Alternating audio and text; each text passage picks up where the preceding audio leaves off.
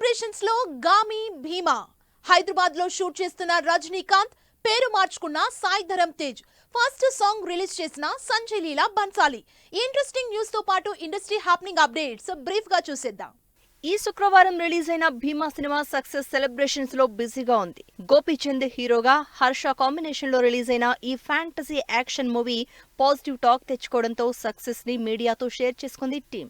Vishwaksen, Chandini lead roles లో, Vidyadhara direction లో శివరాత్రి రోజు రిలీజ్ అయి ఫస్ట్ డేనే దాదాపు 10 కోట్లు రాబట్టి మంచి టాక్ సంపాదించుకున్న గామి కూడా సక్సెస్ జోష్ ని సెలబ్రేట్ చేసుకుంది.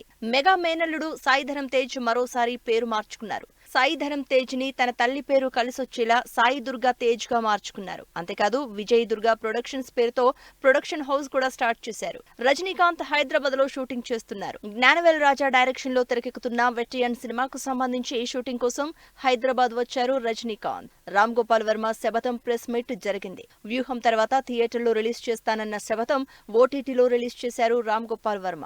Bollywood star director Sanjay Leela Bhansali interesting web series Heeramandi నుంచి ఫస్ట్ సాంగ్ రిలీజ్ అయింది. కార్తిక్ ఆర్యన్ తన కెరియర్ లోనే బిగ్గెస్ట్ మూవీ భూల్ భులయ్యా 3 స్టార్ట్ చేసినట్టు పోస్ట్ పెట్టారు.